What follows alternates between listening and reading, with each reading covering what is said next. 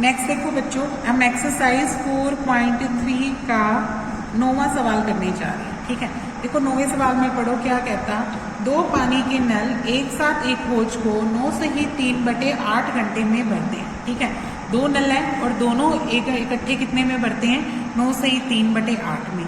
तो अगर बड़े व्यास वाला नल होज को भरने में कम व्यास वाले नल की अपेक्षा 10 घंटे कम समय लेता है, यानी वो उसके 10 घंटे कम में ही भर देता है टंकी को। ठीक है, तो हमें ये बताना है कि दोनों अलग अलग कितने में भरेंगे। तो पहले मान लेते हैं कि माना छोटे व्यास वाला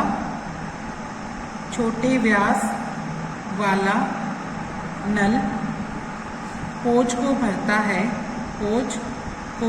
भरता है, मान लेते हैं कितने घंटे में भरता है? x घंटे में। ठीक है, और ऐसे ही बड़े व्यास वाला नल होज को भरता है, ये कितने घंटे में भरता है? x-10 में, क्योंकि ये 10 घंटे कम समय लेता है। अगर ये x घंटे में भरता है तो ये कितने में भरता है? x-10 घंटे में भरता है। ठीक है, अब दोनों का एक ही घंटे का काम निकालेंगे। जैसे देखो, आप 2 घंटे में टंकी को भरते हैं तो 1 घंटे में कितना भरते हैं? 1/2 भाग।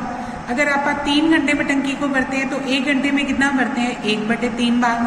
तो आप अगर x घंटे में टंकी को भरते हैं तो 1 घंटे में छोटे व्यास वाला नल 1 घंटे में भरता है तो कितना भरेगा? 1/x भाग भरेगा। कितना भरेगा? 1/x भाग। ऐसे ही बड़े व्यास नल वाला 1 घंटे में भरेगा, वो कितना आ जाएगा? 1/x-10। ठीक है, फिर दोनों इकट्ठे होज को भरते हैं कितने में? 9 से ही 3/8 घंटे में। यानी अगर आप इसको खोले तो 8 × 72 और 3 कितना आएगा? 75/8 घंटे में भरते हैं। ठीक है, तो दोनों का 1 घंटे का काम फिर से निकालो। 1 घंटे में कितना भरेंगे? 1/75/8, यानी 8/75 भाग आ जाएगा। क्या आ जाएगा? 8/75 भाग। फिर दोनों का एक ही घंटे का भाग जोड़ दो। इसका 1 घंटे का भाग कितना है? 1/x। ठीक है, इसका 1 घंटे का भाग कितना है? 1/x-10। दोनों को जोड़ो तो बराबर किसके आएगा? 8/75 के। किसके बराबर आएगा? 8/75 के। अब दोनों का एलसीएम क्या आएगा? x गुना x-10 है ना।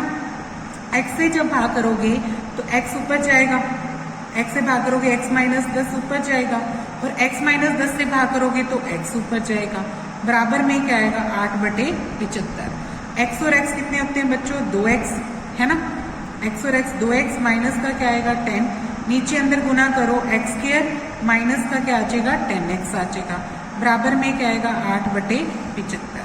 अब आर पार गुना करो, x² माइनस 10 की गुना किससे करनी है अपनों ने? 8 से, और 75 की गुना किससे करनी है? 2x-10 से। ठीक है, करो।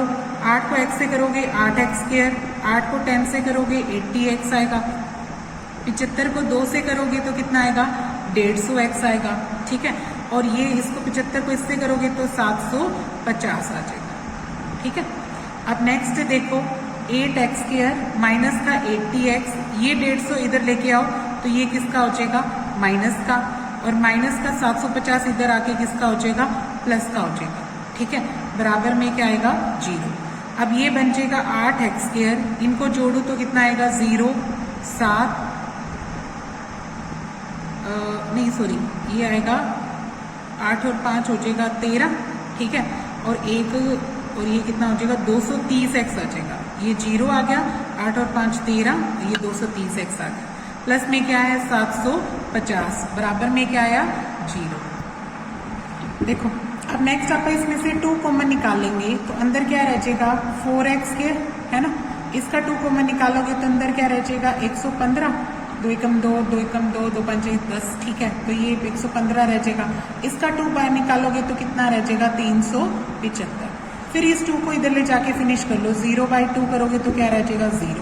यहाँ रह जाएगा 4x² माइनस का 115x, और प्लस में क्या रह जाएगा? 375। ठीक है। अब देखो पहले और आखिरी की गुना करते हैं। 375 को अगर आप 4 से गुना करते हैं तो कितना आता है 1500, है ना। गुना कितनी आई 1500 और जोड़े तो कितना आना चाहिए अपना 115, ठीक है। तो इसके दो फैक्टर बनाएंगे तो वो क्या बनेंगे 100 और 15 ही बनेंगे ना। देखो 100 और 15 का जोड़ कितना होता है 115 और गुना कितनी आएगी 1500। तो इसके दो फैक्टर मैंने बनाए, माइनस का ही 100 और माइनस का ही 15। देखो माइनस माइनस के जोड़ कितना आ जाएगा माइनस का 115 और दोनों को अगर मैं ऐड करूंगी तो माइनस का 115 आएगा और गुना करूंगी तो क्या आ जाएगी प्लस की 1500 आ जाएगी, ठीक है। प्लस में 375 बराबर में क्या है 0। अब इन दोनों में से देखो 4x कॉमन निकल रहा है तो इधर क्या रह जाएगा x, इसको 4 से डिवाइड करोगे तो कितना आ जाएगा 25। इन दोनों में से क्या निकल रहा है माइनस का 15 कॉमन निकल रहा है ना। तो अगर आप इसमें x रह देंगे, इसको -15 से भाग करोगे तो माइनस का क्या आएगा 25। तो एक तो बन जाएगा x माइनस 25 और एक क्या बन जाएगा 4x माइनस 50। देखो अगर आप इसको 0 रखते हैं x माइनस 25 वाले को तो x का मान कितना आ जाएगा 25 आ जाएगा, ठीक है। यदि इसको 0 रखा तो, या फिर अगर आप 4x माइनस 15 वाले को 0 रखते हैं तो 4x की वैल्यू कितनी आ जाएगी 15 और x की वैल्यू क्या आ जाएगी 15/4, ठीक है। तो यहाँ पे देखो एक तो क्या आ रही है x का मान 25 और एक क्या आ रहा है x का मान 15/4, ठीक है। देखो ये मान तो अगर आप भाग करें तो ये वैल्यू क्या आएगी 4 से भाग करें तो 4 3 12, 3 से ही समथिंग हो जा रही है ना। 4 3 12 तो ये बन जाएगा 3 और ऊपर कितना रह जाएगा अपना 3/4 घंटे, यानी 3 घंटे और कुछ मिनट आ रहे हैं। पर यहाँ देखो अगर उसने क्या कहा है छोटे व्यास वाली अगर आप 3 घंटे लेके चलेंगे तो उसके 10 घंटे कम कैसे करेंगे, तो ये तो संभव ही नहीं हो पाएगा। इसलिए हमें x का मान क्या रखना पड़ेगा 25 रखना पड़ेगा, ठीक है। ये वाला तो क्या हो जाएगा रिजेक्ट हो जाएगा, क्योंकि अगर आप इसको छोटे व्यास वाली इतने में रखेगी तो बड़े व्यास वाली 10 घंटे कम कैसे करूँ, वो तो माइनस में आ जाएगी, ठीक है। तो इसलिए इसका आंसर क्या लिखेंगे आप, इसलिए छोटे व्यास वाली वाला नल होज को भरेगा, होज को भरता है कितने घंटे में 25 घंटे में, ठीक है। तो बड़े व्यास वाला क्या करेगा 10 घंटे। यहाँ पे ये भी लिख देना x का मान क्या नहीं हो सकता 3 से ही 3/4, ठीक है। क्योंकि अगर x का मान ये रखते हैं तो दूसरे घंटे क्या आ जाएंगे अपने ऋणात्मक आ जाएंगे, तो ये तो संभव नहीं है। इसलिए x का मान क्या आ जाएगा, x का मान आएगा अपना 25 घंटे। x का मान कितना आ जाएगा 25 घंटे आएगा। इस वजह से छोटे व्यास वाला तो कितने में रहेगा 25 घंटे में और बड़े व्यास वाला नल होज को भरेगा बराबर क्या आएगा 25 माइनस 10, यानी ये कितने में भरेगा 15 घंटे में भरेगा। ये 10 घंटे उसके कंपैरिजन में क्या लेगा कम समय लेगा, ठीक है, ठीक है। अब नेक्स्ट हम देखो बच्चों क्या कहता है, क्वेश्चन नंबर 10 क्या कहता है, मैसूर और बेंगलोर के बीच में 132 किलोमीटर की यात्रा करने में एक एक्सप्रेस रेलगाड़ी और एक सवारी गाड़ी से 1 घंटा कम समय लेती है, ठीक है। हमारे पास दो तरीके की ट्रेन है बच्चों, एक है एक्सप्रेस ट्रेन और दूसरी क्या है सवारी गाड़ी जो पैसेंजर ट्रेन होती है वो वाली, ठीक है। अब वो कहता है कि एक्सप्रेस जो रेलगाड़ी है वो सवारी गाड़ी से 1 घंटा कम समय लेती है, क्यों, क्योंकि वो तेज चलती है, ठीक है, और वो रुकती भी कम है। तो यहाँ पे क्या है कि ये जल्दी पहुंचाती है कितने 1 घंटे में घंटा कम समय लेगी जितना भी ये लेती होगी, ठीक है। फिर इसके मध्य जो भी स्टेशन है उसमें ठहरने वाले समय को ध्यान नहीं रखना, मतलब उसको इग्नोर करके ही हमने ये टाइम नोट किया, ठीक है। यदि एक्सप्रेस रेलगाड़ी की औसत चाल, अगर एक्सप्रेस रेलगाड़ी की जो चाल है वो सवारी गाड़ी की औसत चाल से 11 किलोमीटर प्रति घंटा अधिक हो, कितनी 11 किलोमीटर प्रति घंटा अधिक हो, तो दोनों रेलगाड़ियों की औसत चाल बतानी है। मतलब इसकी गाड़ी की चाल क्या है 11 किलोमीटर प्रति घंटा से अधिक है, कौन सी एक्सप्रेस वाली, ये तेज चलती है, ठीक है। अगर मान लो सवारी गाड़ी x से चलती है तो एक्सप्रेस ट्रेन किससे चलेगी x + 11 से, कितनी किलोमीटर प्रति घंटा से चलेगी x + 11 से। तो आपका क्या करते हैं, मान लेते हैं, माना सवारी गाड़ी की चाल, सवारी गाड़ी की चाल x किलोमीटर प्रति घंटा है। कितनी मान लेते हैं? x किलोमीटर प्रति घंटा। ठीक है, तो एक्सप्रेस ट्रेन की चाल कितनी हो जाएगी? एक्सप्रेस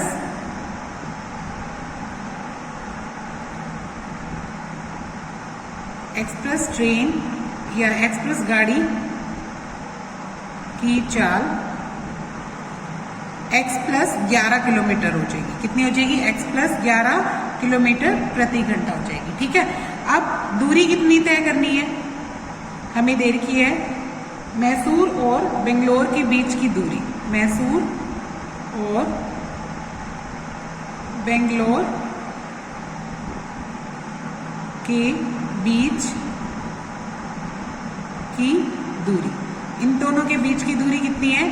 132 किलोमीटर है। ठीक है, अब देखो सवारी गाड़ी का समय निकालते हैं। कैसे निकालें सवारी गाड़ी का?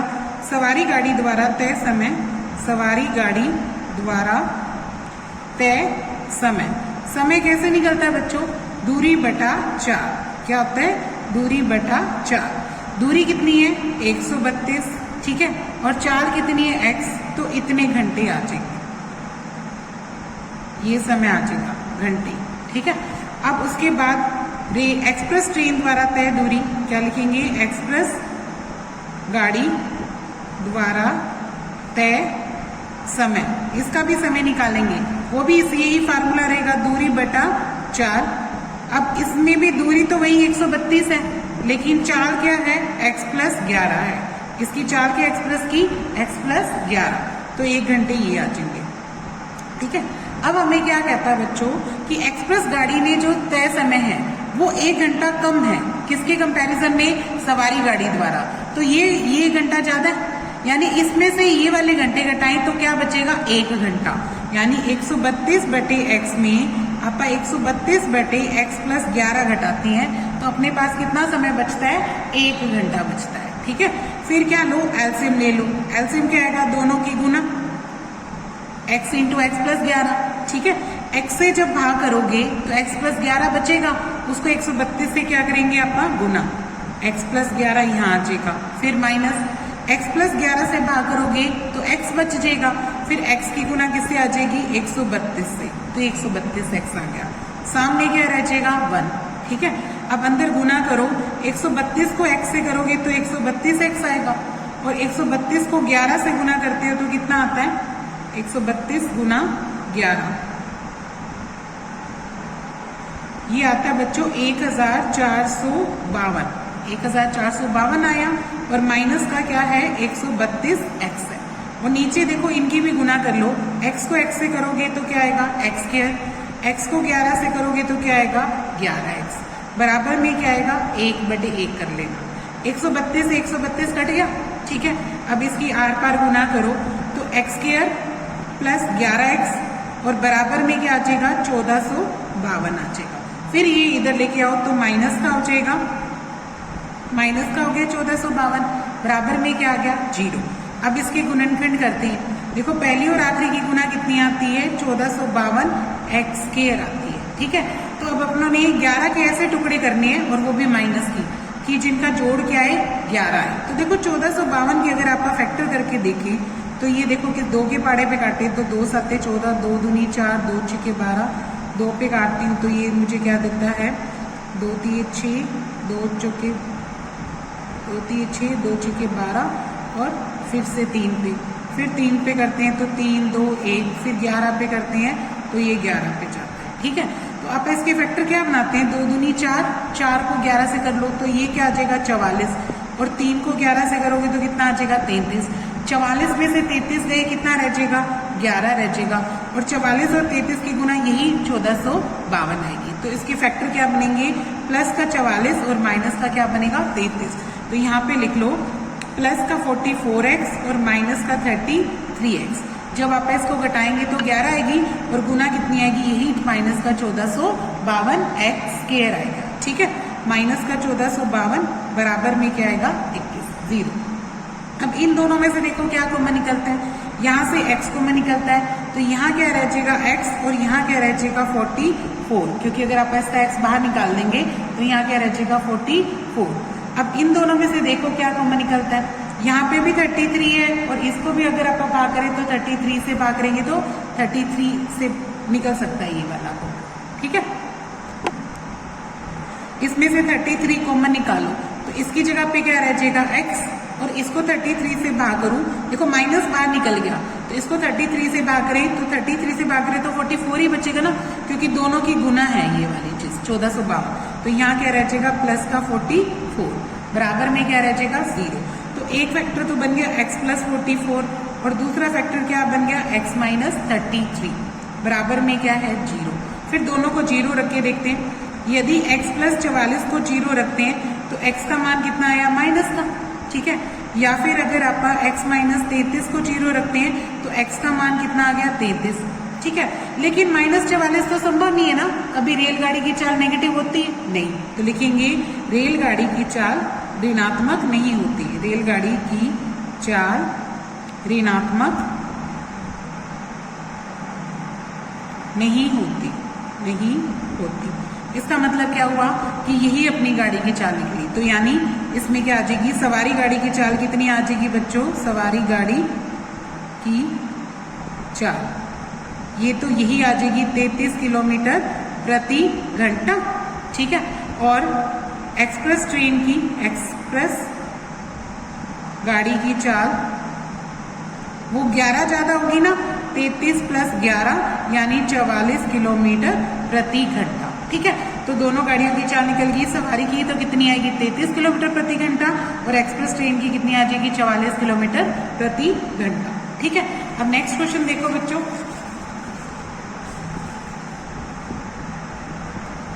11 क्वेश्चन की स्टेटमेंट पढ़ रहे हैं। क्या कहता, पढ़ो दो वर्गों के क्षेत्रफलों का योग। हमारे पास क्या दे रखा है, 2 वर्ग दे रखे हैं और दोनों के क्षेत्रफलों का योग कितना है 468 मीटर स्क्वायर, ठीक है।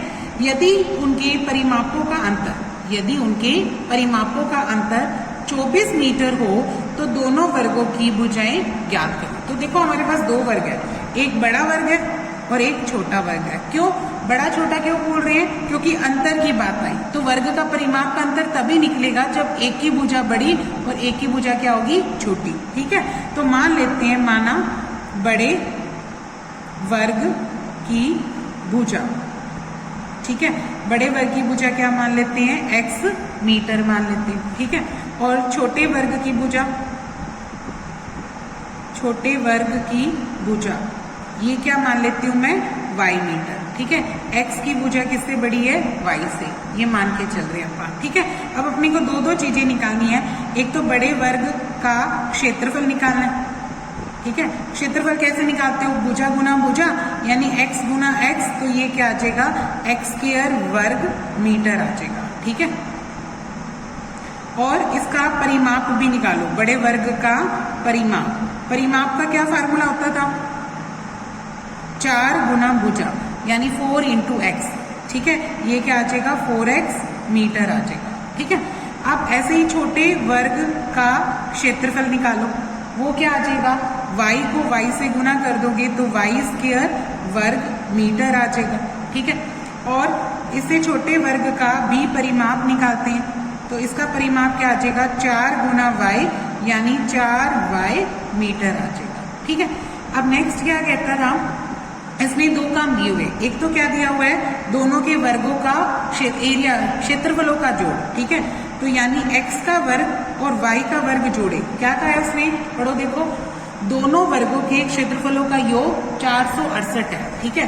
पहले वर्ग का क्षेत्रफल कितना है x वर्ग, दूसरे का कितना है y वर्ग और इनका जोड़ कितना दे रखा है 468, ठीक है, वर्ग मीटर। इसको क्या मान लो समीकरण को a। और क्या कहता है परिमापों का अंतर, और क्या दिया है परिमापों का अंतर। इसका परिमाप कितना है बच्चों 4x, इसका परिमाप कितना है 4y और इनका अंतर की बात करते हैं तो बीच में किसका निशान आएगा माइनस का, और वो मुझे कितना दे रखा है 24 दे रखा है, कितना दे रखा है 24 यानी 24।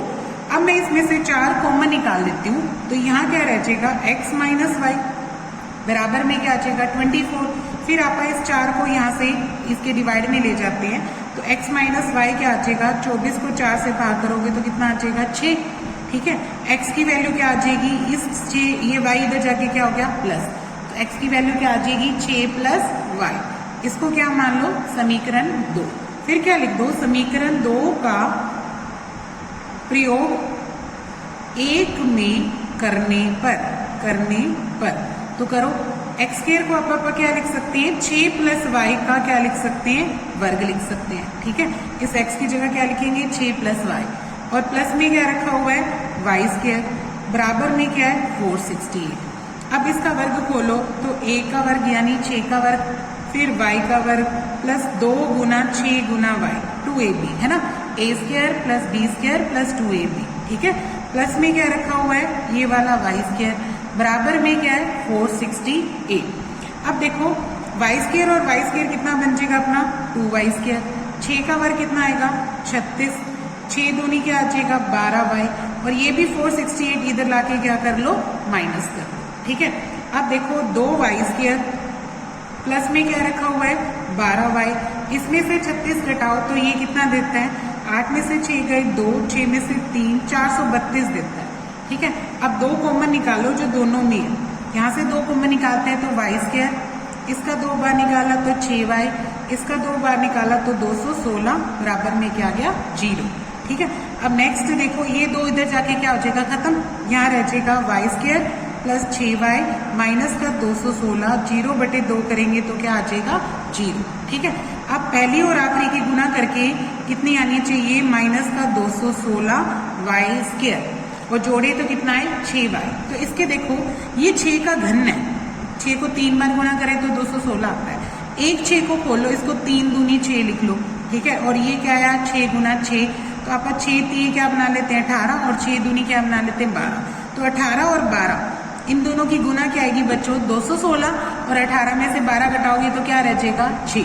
तो इसके फैक्टर क्या बनते हैं, प्लस का 18y और माइनस का क्या बनता है 12y। 18 में से 12 गए तो कितना रह जाएगा 6, और दोनों की गुना कितनी आएगी माइनस की 216y स्क्वायर। ठीक है, ये माइनस का 216 बराबर में क्या रखा है 0। अब इन दोनों में से देखो क्या कॉमन निकलता है y, तो इसकी जगह क्या रह गया y और इसकी जगह क्या रह गया 18। अब इन दोनों में से देखो क्या कॉमन निकलता है, माइनस का 12 कॉमन निकलता है, तो इसकी जगह क्या रह जाएगा y और इसकी जगह क्या रह जाएगा प्लस का 18, बराबर में क्या आएगा 0। तो एक तो हो जाएगा y प्लस 18 और दूसरा क्या हो जाएगा y माइनस 12। फिर दोनों को 0 रखो, यदि अगर आप y प्लस 18 को 0 रखते हैं तो y का मान कितना आया माइनस 18, और या फिर आप y माइनस 12 को 0 रखते हैं तो y का मान कितना आया 12। ठीक है, पर देखो माइनस 18 तो मुश्किल है, माइनस 18 तो कभी भुजा नहीं होती, क्या लिखेंगे भुजा ऋणात्मक नहीं होती, ऋणात्मक नहीं होती। इसका मतलब क्या हुआ कि y का मान क्या आएगा 12, यानी इसलिए छोटे वर्ग की, y कौन है छोटे वर्ग की भुजा ना, तो लिख देंगे छोटे वर्ग की भुजा कितनी आ जाएगी 12 मीटर, और बड़े वर्ग की भुजा कितनी आएगी, बड़े वर्ग की भुजा वो x है, और x का मान कितना आया था अपना 6 प्लस वाई ना, तो यहाँ पे क्या लिख दो 6 प्लस वाई, यानी 6 प्लस 12 तो कितनी आ जाएगी 18 मीटर आ जाएगी, किसकी x का मान, यानी बड़े वर्ग की भुजा आ जाएगी। तो दोनों भुजाएं निकल गई। ठीक है, अपनी एक्सरसाइज ये वाली कंप्लीट होती है यहाँ पे, अब कल नहीं करेंगे।